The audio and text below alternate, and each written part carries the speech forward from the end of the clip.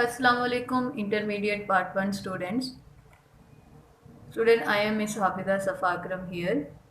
आज हम इस्लामियत लाजमी जो कि इंटरमीडिएट पार्ट 1 का एक कंपलसरी सब्जेक्ट है उसके बारे में जो हमारे लेक्चर्स हैं वो शुरू करेंगे इंशाल्लाह। आपको जो है इन वीडियोस में यूट्यूब के जो वीडियोस हैं ऑनलाइन लेक्चर्स जो हैं वो आपको कंप्लीट इस बुक के जो हैं वो अवेलेबल होंगे। शुरू करते हैं बिस्मिल्लाहिर्रहमानिर्रहीम। स्टूडेंट, जैसे कि आपके सामने आपकी टेक्स्ट बुक का जो है वो पेज नंबर 1 है, चैप्टर नंबर 1 का, जिसका नाम लिखा है बुनियादी अकायद। बुनियाद किसी चीज़ की एक जो स्ट्रेंथ होती है जिसके ऊपर उस चीज़ को खड़ा किया जाता है उसको बुनियाद कहा जाता है। जैसे हम कोई बिल्डिंग जो है वो बिल्ड करते हैं तो उससे पहले नीचे हम नींव रखते हैं जिसको हम बुनियाद कहते हैं, ताकि उसकी जो ऊपर दीवारें हैं या जो बिल्डिंग है वो मजबूती से खड़ी हो सके। अकायद होते हैं हमारे नज़रियात, किसी भी कौम के, ज़रूरी नहीं है कि सिर्फ मुसलमानों के ही अकायद हों। हर कौम, हर मज़हब जो है वो अपने अकायद रखता है, अपने नज़रियात रखता है। तो लिहाजा इस चैप्टर नंबर 1 में हम जो है वो बुनियादी अकायद के बारे में बात करेंगे। इस्लाम की बुनियाद, इस्लाम की नींव जो है वो किन अकायद पर खड़ी की गई। सबसे पहले हम देखेंगे एक अकीदा जो है, अकायद जो है वो अकीदे की जमा है। अब अकीदा जो है वो अकद लफ्ज़ से मिलकर बना है जिसके मायने होते हैं बांधना, घेरा लगाना या मजबूत कर देना।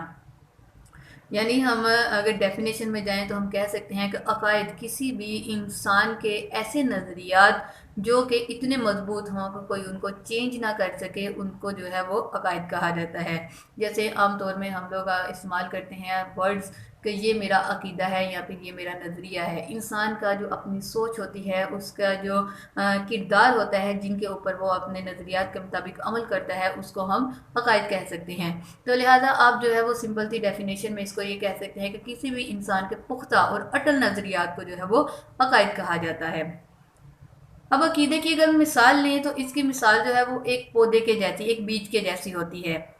जिस तरह का हम जो है किसी फसल में बीज डालेंगे उसी तरह का ही जो है उस पर पौधा उगेगा। लिहाजा जितना अच्छा बीज होगा उतनी ही अच्छी उसकी पौधा होगा और उतना ही अच्छा उसका फल भी होगा।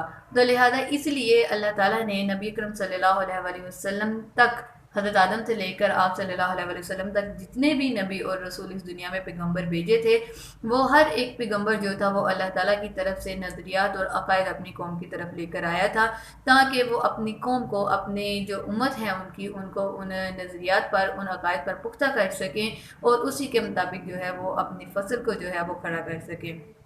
लिहाजा हमारे इस्लाम में जो हमारे बुनियादी अकायद हैं वो 5 हैं, यहाँ पर बयान किए गए हैं इस एक आयत में।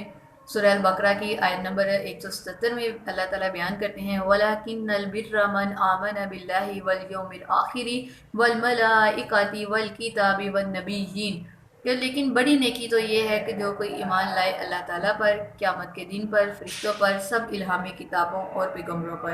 यानी इस एक आयत में जो हमारे 5 बुनियादी अकायद हैं जिनके ऊपर इस्लाम की बुनियाद खड़ी है, जिनके ऊपर यकीन रखने से एक इंसान जो है वो दायरा इस्लाम में दाखिल होता है और रह सकता है, वो 5 हैं। कौन कौन से? सबसे पहले अल्लाह ताला की तौहीद पर ईमान लाना। दूसरा, तमाम रसूलों पर, हज़रत आदम अलैहिस्सलाम से लेकर नबी अकरम सल्लल्लाहु अलैहि वसल्लम तक जितने भी नबी और रसूल उस दुनिया में, उन पर ईमान लाना। अल्लाह ताला के तमाम फरिश्तों पर कि वो अल्लाह ताला की नूरी महलूक हैं, इस पर ईमान लाना।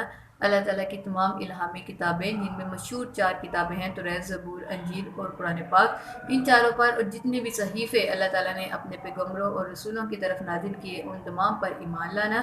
और यौम आखिरत यानी क़यामत के दिन पर ईमान रखना कि एक दिन वो ज़रूर आएगा जब अल्लाह ताला तमाम इंसानों को हिसाब किताब के लिए इकट्ठा करेंगे। तो लिहाजा इन 5 बातों पर अगर हम ईमान रखते हैं, अपने कायद में शामिल करते हैं, तो हम जो है वो दायरे इस्लाम में दाखिल होते हैं। अगर इसमें से किसी एक अकीदे पर भी हम जो है वो यकीन नहीं रखते तो हम दायरा इस्लाम में नहीं रह सकते। लिहाजा अब नेक्स्ट हम बात करते हैं सबसे पहले अकीदे की, यानी अकीदा तौहीद। अकीदा तौहीद इसे इसलिए कहा जाता है क्योंकि खुदा को तो बहुत सारी कौमें मानती हैं। तकरीबन इस दुनिया में जितनी भी मज़ाहिब हैं उनमें खुदा का तसव्वुर जो है वो मौजूद है। हिंदू हैं वो भी खुदा का तसव्वुर रखते हैं, ईसाई भी खुदा का तसव्वुर रखते हैं, यहूदी भी और मुसलमान भी। لیکن یہاں پر ہم بات کریں گے توحید کی، کہ خدا کو ایک ماننا، اور یہ صرف اور صرف مسلمانوں کے عقیدے ہیں۔ باقی جتنے بھی مذاہب ہیں وہ خدا کی وحدانیت پر یقین نہیں رکھتے۔ جیسے ہندو ہیں تو انہوں نے مختلف اپنے خدا بنا رکھے ہیں، یہودی جو ہیں وہ حضرت عزیر علیہ السلام کو نعوذ باللہ اللہ تعالیٰ کی اولاد مانتے ہیں، عیسائی حضرت عیسیٰ علیہ السلام کو نعوذ باللہ اللہ تعالیٰ کا بیٹا مانتے ہیں۔ اسی طرح مختلف مذاہب جو ہیں وہ خدا کا تصور تو رکھتے ہیں لیکن خدا کے ساتھ شریک ٹھہراتے ہیں۔ اسلام اور مسلمان کے عقائد ایسے واحد عقیدہ ہے، ایسا واحد نظریہ ہے اسلام، جس نے اللہ تعالیٰ کی توحید، اللہ تعالیٰ کی وحدانیت کو جو ہے وہ اپنے عقائد میں شامل کیا۔ تو لہذا ہم مسلمانوں کا یہ ایمان ہے کہ اللہ تعالیٰ جو ہے وہ موجود ہیں اور اللہ تعالیٰ کی ذات میں کوئی بھی دوسرا شریک نہیں ہے۔ تو لہذا ہم توحید کا مفہوم اسی سے واضح ہو جاتا ہے کہ توحید کے لغوی معنی، یعنی لغت میں ڈکشنری میں جو اس کے معنی ہوتے ہیں وہ ہوتا ہے ایک ماننا، یکتا ماننا۔ دین اسلام میں اگر اسی ڈیفینیشن کے بارے میں بات کی جائے تو دین اسلام میں توحید سے مراد یہ ہے کہ اللہ تعالیٰ کو سب سے برتر، سب سے اعلیٰ ترین ماننا، اور اللہ تعالیٰ کی ذات میں کسی کو شریک نہ ٹھہرانا اور صرف اسی کی عبادت کرنا جو ہے وہ توحید کہلاتا ہے۔ حضرت آدم علیہ السلام سے لے کر حضرت محمد صلی اللہ علیہ وآلہ وسلم تک جتنے بھی نبی اور رسول اس دنیا میں آئے تھے وہ سب کے ساتھ اللہ تعالیٰ کی وحدانیت کا پیغام لے کر آئے تھے۔ کوئی بھی نبی یا رسول ایسا نہیں تھا جس نے اللہ تعالیٰ کی وحدانیت کے جو ہے وہ دلائل پیش نہ کیے ہوں یا اللہ تعالیٰ کی وحدانیت کی جو ہے وہ دعوت نہ دی ہو۔ لہذا جو بھی نبی یا رسول اپنی قوم کی طرف جاتا تھا ان کی قوم یا تو ان کی نافرمانی کرتی تھی، کچھ نبیوں کو قتل کر دیتے تھے، یا پھر نبیوں کے گزرنے کے بعد جو تھے وہ اپنے بتوں کی شیطان جو تھا ان کو ورگلا دیتا تھا اور وہ اللہ تعالیٰ کے ساتھ شرک کرنے لگتے تھے۔ تو لہذا توحید کا جو مفہوم ہے وہ یہی ہے کہ اللہ تعالیٰ کو ایک مانا جائے، یکتا مانا جائے، صرف اسی کی عبادت کی جائے، اس کو سب سے برتر اور اعلیٰ مانا جائے اور اس کے علاوہ کسی کی عبادت نہ کی جائے۔ نیکسٹ ہم دیکھتے ہیں وجود باری تعالیٰ کے دلائل، کہ یعنی اللہ تعالیٰ کا جو وجود ہے اس کے دلائل کیا ہیں۔ اب بہت سارے جو مذاہب ہیں ان میں کچھ ایسے بھی مذہب آ گئے ہیں جو کہ خدا کے تصور پر یقین نہیں رکھتے۔ بہت سارے انسان جو ہیں ان کی سوچ یہ ہے کہ یہ دنیا محض ایک سائنسی جو خاصہ ہوا تھا جسے ہم بگ بینگ تھیوری کہتے ہیں اس کے نتیجے میں جو تھی وہ قائم کی گئی تھی، لہذا خدا جو ہے نعوذ باللہ اس نام کی کوئی ذات موجود نہیں ہے۔ تو اللہ تعالیٰ نے اپنی وحدانیت کے دلائل جو ہے وہ قرآن پاک میں بڑے واضح طور پر بیان کر دیے اور آج ہم انہی دلائل کے بارے میں یہاں پر پڑھیں گے۔ وجود باری تعالیٰ کے دلائل کی سب سے بڑی دلیل یہ ہے کہ جب بھی ہم کوئی چیز دیکھتے ہیں، کوئی گھڑی بنی ہوئی ہے، ایون ایک چھوٹی سی سوئی بھی دیکھتے ہیں تو ہمارے ذہن میں یہ تصور آتا ہے کہ کسی انسان نے اس کو بنایا ہوگا، کوئی مشین ہوگی جس کو کسی انسان نے چلایا ہوگا اور اس کے ذریعے سے یہ سوئی بنی ہوگی۔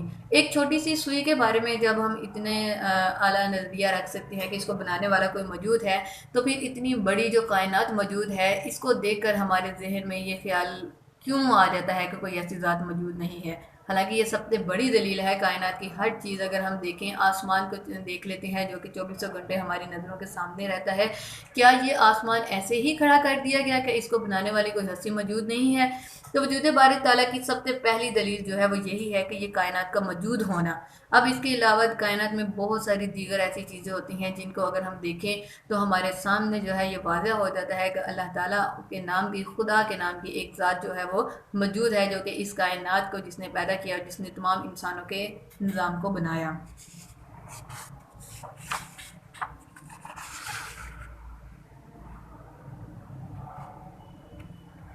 لہذا سورہ ابراہیم کی آیت نمبر 10 میں اللہ تعالیٰ بیان کرتے ہیں آفی اللہ شک فاطر السماوات والارض، کیا اللہ میں تمہیں شبہ ہے، شک ہے جس نے بنائے آسمان اور زمین۔ اب اللہ تعالیٰ کہتے ہیں کہ تمہیں میری ذات میں کسی قسم کا کوئی شک ہے کہ میں نے زمین اور آسمان بنائے ہیں؟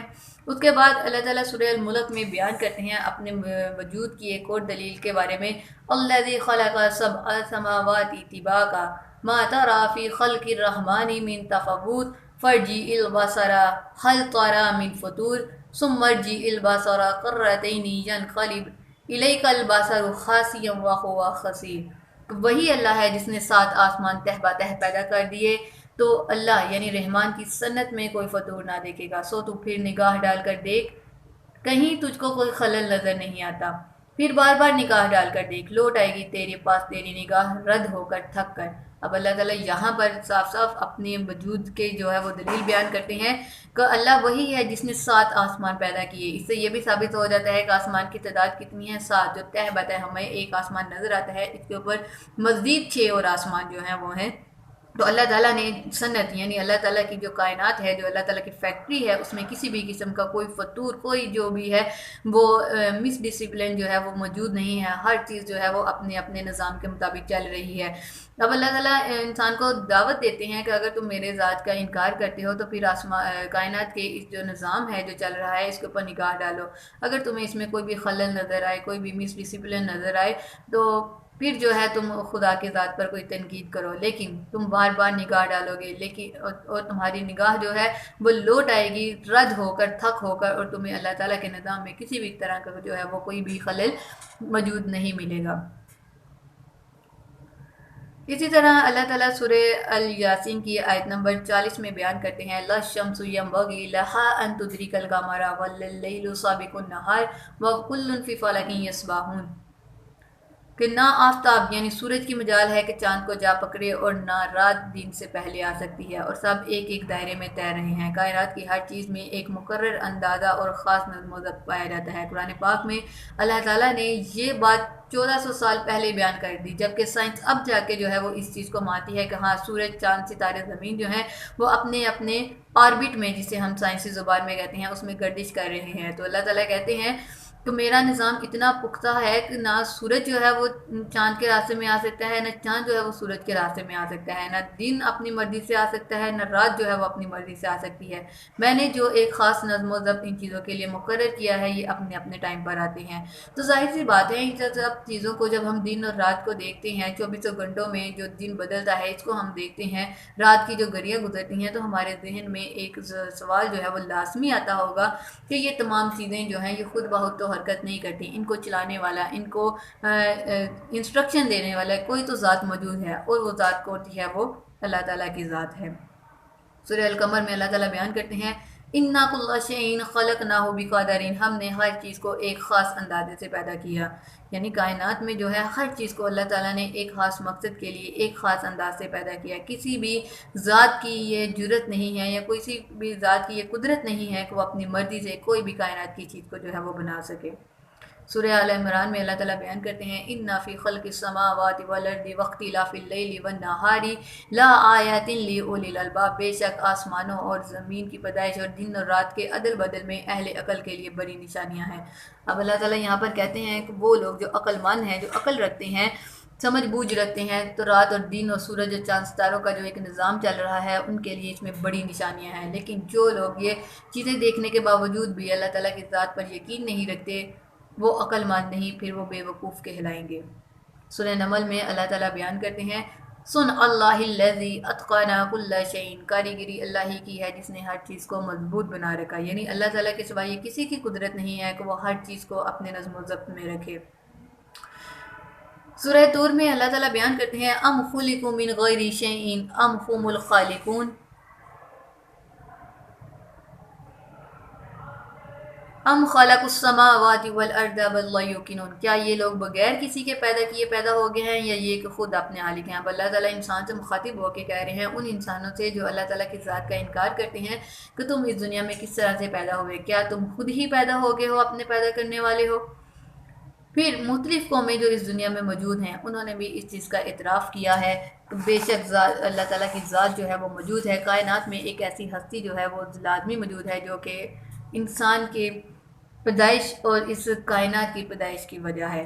اب قرآن پاک میں سورہ روم میں اللہ تعالیٰ بیان کرتے ہیں فطرت اللہ التی فطر الناس علیہا، اللہ کی اس فطرت کا اتباع کرو جس پر نے انسانوں کو پیدا کیا. تو اللہ تعالیٰ نے انسانوں کو کس فطرت پر پیدا کیا؟ اپنے قادر مطلق کی ذات کے اعتراف کرنے پر. یعنی دنیا میں جتنی بھی قومیں ہیں زیادہ تر وہ جو ہے وہ خدا کی موجودگی کا جو ہے وہ اعتراف کرتی ہیں. وہ الگ بات ہے کہ وہ ان کے ساتھ پھر شرک کر دیتی ہیں. ایک اور مقام پر اللہ تعالیٰ بیان کرتے ہیں وَفِي الْأَرْضِ آیَاتٌ لِلْمُوقِنِينَ وَفِي أَنفُسِكُمْ أَفَلَا تُبْصِرُونَ، اور زمین میں بہت سی نشانیاں ہیں یقین لانے والوں کے لیے، اور جو تمہاری ذات میں بھی، تو کیا تمہیں دکھائی نہیں دیتا؟ یعنی اللہ تعالیٰ بیان کرتے ہیں کہ باقی تو چیزیں چھوڑو، تمہاری اپنی ذات میں تم غور کرو. تمہارا جو باڈی سسٹم ہے ہیومن آرگنز کا، تمہارے آنکھ ہے، ناک ہے، پاؤں ہیں، تمہاری زبان ہے، تمہارا دماغ ہے، تمہارا دل ہے، تمہارے جسم کے اندر مختلف وینز ہیں، پانی کی وینز الگ ہیں، خون کی وینز الگ ہے، کھانے کا سسٹم الگ سے ہے، پینے کا سسٹم الگ سے ہے. تو کیا اتنی چیزیں جو تمہاری ذات میں خود موجود ہیں یہ تمہیں اس چیز کا یقین نہیں دلاتی کہ اللہ تعالیٰ کی کوئی ذات موجود ہے؟ کیا تمہیں اپنے جسم میں یہ تمام چیزیں نظر نہیں آتی کہ تم پھر بھی اللہ تعالیٰ کی ذات کا جو ہے وہ انکار کرتے ہو؟ سورہ الانبیاء میں اللہ تعالیٰ بیان کرتے ہیں لو کانا فیہما آلہۃ الا اللہ لفسدتا، اگر ان دونوں یعنی زمین اور آسمان میں اللہ تعالیٰ کے علاوہ کوئی اور معبود ہوتا تو ان دونوں میں فساد برپا ہو جاتا. اب اللہ تعالیٰ جہاں پر اپنی معبود برحق ہونے کا دلائل دے چکے ہیں، ساتھ میں اللہ تعالیٰ نے اپنی وحدانیت کی دلیل بھی دے دی کہ اگر میرے علاوہ اس دنیا میں کوئی دوسرا خدا موجود ہوتا، جیسے کہ دیگر مذاہب جو ہیں وہ اللہ تعالیٰ کے ساتھ شرک کرتے ہیں، دوسرے خداؤں کو شامل کرتے ہیں، تو اللہ تعالیٰ اب ان کا یہ تصور رد کرتے ہوئے بیان کرتے ہیں کہ اگر میرے خدا ہونے کے علاوہ کوئی دوسرا خدا بھی موجود ہوتا تو زمین کا نظام جو تھا وہ درہم برہم ہو جاتا، کیونکہ ہر ایک خدا جو ہے وہ اپنی چلانے کی کوشش کرتا ہے. جیسے فار ایگزامپل ایک ملک میں اگر 2 بادشاہ ہوتے ہیں تو ہر بادشاہ جو ہے وہ اپنی مرضی کا کام کروانا چاہتا ہے. ایک بادشاہ کہے گا نہیں اس وقت یہ کام ہوگا، دوسرا بادشاہ کہے گا نہیں اس وقت یہ کام ہوگا، پھر اس سے کیا ہوگا؟ فساد برپا ہوگا، انتشار پیدا ہو جائے گا. اسی طرح اللہ تعالیٰ کہتے ہیں کہ زمین کا جو کائنات کا جو نظم و ضبط ہے، سورج اپنے وقت پر آتا ہے، چاند اپنے وقت پر آتا ہے، ہوا اپنے اللہ تعالیٰ کے حکم سے چلتی ہے، بارش اپنے وقت پر آتی ہے. تو یہ تمام نظام چلانے والی صرف ایک واحد ذات موجود ہے. اگر اللہ تعالیٰ کے علاوہ کوئی دوسرا خدا بھی موجود ہوتا تو زمین اور آسمان کا جو نظام ہے کائنات کا وہ درہم برہم ہو جاتا، کیونکہ دونوں خدا اپنی جو ہوتی وہ بات منوانے کی کوشش کرتے. ایک کہتا دن ہے تو دوسرا کہتا نہیں رات ہو. تو اسی طرح پھر کائنات کا نظام جو تھا وہ اتنے نظم و ضبط کے ساتھ کبھی بھی نہیں چل سکتا تھا. تو کائنات کا جو ہمیں ایک مربوط نظام چلتا ہوا نظر آ رہا ہے، یہ اس بات کی دلیل ہے کہ اللہ تعالیٰ کی ذات جو ہے وہ موجود ہے، اور اللہ تعالیٰ کی ذات جو ہے وہ برحق ہے اور واحد ہے. اللہ تعالیٰ کی جو ہے وہی قادر مطلق ہے، اس کے علاوہ کوئی بھی عبادت کے لائق نہیں ہے، اور جو طاقت اللہ تعالیٰ رکھتے ہیں وہ کسی بھی دوسری ذات میں موجود نہیں ہے. تو یہ ہمارا آج کا پہلا ٹاپک جو ہے اسلامیت لازمی کا یہیں پر کمپلیٹ ہوتا ہے، جس میں ہم نے عقائد کے بارے میں، اپنے بنیادی عقائد کے بارے میں بات کی، اور اللہ تعالیٰ کے توحید کے بارے میں، اور اللہ تعالیٰ کے موجود ہونے میں، اور اللہ تعالیٰ کی وحدانیت کے بارے میں جو دلائل ہیں ان پر ہم نے بات کی. تو آج کا ہمارا لیکچر یہیں پر ختم ہوتا ہے. خدا حافظ. ویڈیو پسند آئی تو لائک کریں، اپنی رائے کمنٹ کریں. ایسے ہی مزید ویڈیوز کے لیے ہمارا چینل سبسکرائب کریں اور بیل کا آئیکن دبائیں تاکہ آپ کو ہر ویڈیو کا نوٹیفیکیشن ملتا رہے.